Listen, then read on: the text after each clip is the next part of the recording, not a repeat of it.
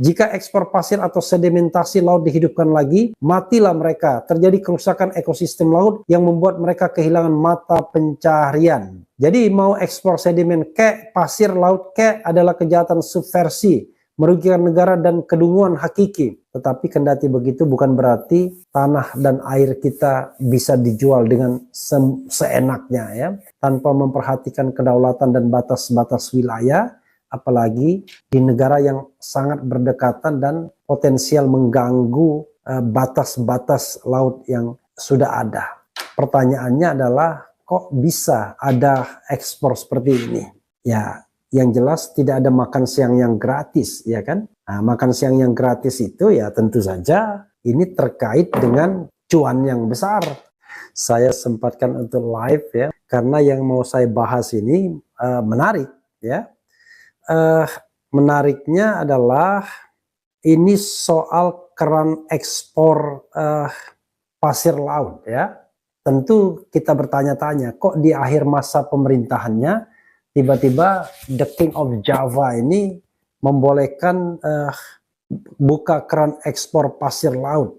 Nah, ini Bosman ya, Bosman Mardigu mencurigai ada cuan besar ya. Coba kita bacakan komentar kita bacakan beritanya dulu ya, saudara sekalian, sebelum kita bicara tentang komen atau komentar ya. Sebelum lengser, Raja Jawa tiba-tiba buka keran ekspor pasir laut. Mardigu curigai ada cuan besar. Oke. Pengusaha sekaligus YouTuber kondang Mardigu Wowik alias Bosman Mardigu mencurigai ada cuan di balik keputusan Presiden Jokowi membuka keran ekspor pasir laut yang dibungkus narasi sedimentasi laut. Dikutip dari akun YouTube Bosman Mardigu bertajuk "Pembukaan Keran Ekspor Pasir Laut Raja Jawa Cari Cuan di Akhir Jabatan Jakarta Jumat", secara gamblang dibeberkan kontroversi kebijakan tersebut. Misalnya, Mardigu yang menyebut Jokowi dengan Raja Jawa membuka keran ekspor sedimentasi laut sengaja menciptakan narasi baru untuk mengelabui masyarakat. Karena sebelumnya Jokowi batal membuka izin ekspor pasir laut lantaran banyaknya penolakan. Bisa jadi strateginya ditempuh dengan menciptakan narasi baru, tapi yang diekspor sami mawon, yakni pasir laut, juga yang diekspor sebagai bahan baku reklamasi di Singapura ya. Jokowi membantah bahwa kebijakan ekspor diberikan untuk sedimen laut, bukan pasir laut. Meski wujudnya juga pasir, ini pernyataan kesekian kalinya atas pembodohan kepada masyarakat. Percaya apa saja yang dikatakan Raja Jawa, papar Mardigu. Mardigu menaruh curiga Jokowi membuka keran ekspor sedimentasi laut menjelang pensiun, padahal 20 tahun lebih ekspor pasir laut dilarang oleh beberapa presiden sebelumnya. Pemerintah membuka keran ekspor pasir laut yang sudah 20 tahun ditutup pemerintah sebelumnya. Dicurigai demi mendukung kepentingan oligarki. Dapat dipastikan kebijakan tersebut, kebijakan membuka keran ekspor pasir laut ini berlatar belakang rente ekonomi, ungkapnya. Dari sisi etika, Jokowi yang lengsernya tinggal menunggu hari, seharusnya tidak menerbitkan kebijakan yang bersifat strategis apalagi kontroversial. Ya. Kenapa Raja Jawa nekat di penghujung kekuasaannya yang seharusnya sudah masuk tahap demisioner? Menjelang lengser, patut diduga sekali lagi sang pembuat kebijakan menerima manfaat ekonomi dari kebijakannya yang sangat kontroversial itu, kata Mardigu. Padahal kalau orang waras menjadi pejabat di penghujung masa jabatan pemerintahan tidak menerbitkan kebijakan strategis dan kontroversial seperti membuka izin ekspor pasir laut yang menguntungkan pihak lain atau korporasi tambahnya. Dalam perkara ini, kata Mardigu, Jokowi diduga telah melakukan penyalahgunaan wewenang melanggar pasal 3 Undang-Undang Nomor 31 Tahun 1999 tentang pemberantasan tindak pidana korupsi Tipikor ya. Raja Jawa diduga secara terang-terangan telah menyalahgunakan kewenangan dengan tujuan menguntungkan pihak lain atau korporasi yang dapat dipidana pasal 3 Undang-Undang 31 1999 tentang pemberantasan Tipikor, tandasnya. Mardigu juga merasa janggal dengan alasan Jokowi membuka keran ekspor sedimentasi laut karena mengganggu alur pelayaran kapal laut.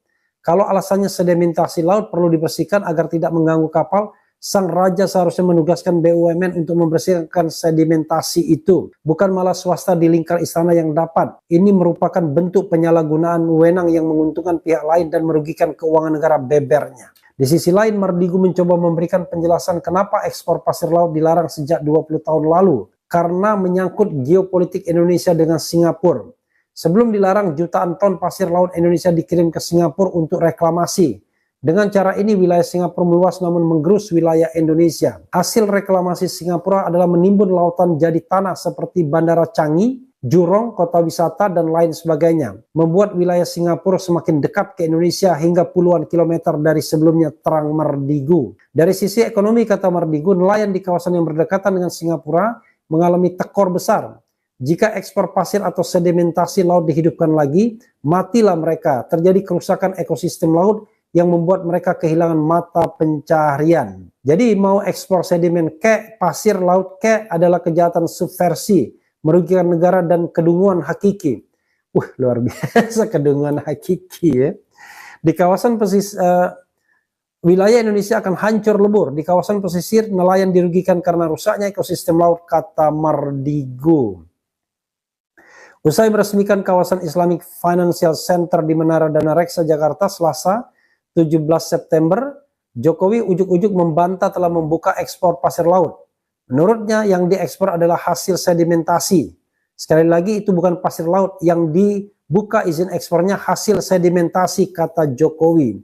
Jokowi mengatakan sedimen yang boleh diekspor berbeda dengan pasir laut, di mana hasil sedimentasi itu adalah benda yang mengganggu alur pelayaran kapal laut.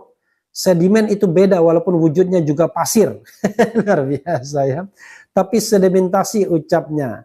Keran ekspor pasir laut sesungguhnya sudah ditutup selama 20 tahun, namun pemerintah kembali membukanya melalui peraturan pemerintah PP nomor 26 tahun 2023 tentang pengelolaan hasil sedimentasi di laut serta tindak lanjut dari usulan Kementerian Kelautan dan Perikanan dengan mengubah dua peraturan Menteri Perdagangan Permendak di bidang ekspor. Revisi tertuang dalam Permendak nomor 20 tahun 2024 tentang perubahan kedua atas Permendak nomor 22 tahun 2023 tentang barang yang dilarang untuk diekspor serta Permendak nomor 21 tahun 2024 tentang perubahan kedua atas Permendak nomor 23 tahun 2023 tentang kebijakan dan pengaturan ekspor. Ya, sahabat sekalian, luar biasa ya negara kita ini. Bayangkan ya, pada masa akhir pemerintahannya, Raja Jawa, the King of Java, itu membuka keran ekspor pasir laut. Katanya walaupun bentuknya pasir laut, ini adalah sedimentasi yang mengganggu pelayaran.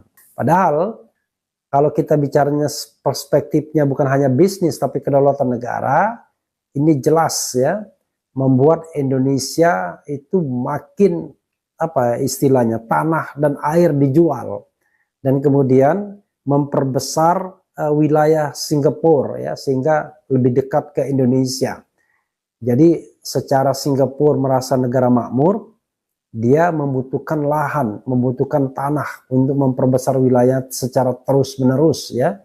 Sementara kita tahu Indonesia wilayah yang sangat luas ya, punya laut yang sangat luas. Tetapi kendati begitu bukan berarti tanah dan air kita bisa dijual dengan seenaknya ya, tanpa memperhatikan kedaulatan dan batas-batas wilayah.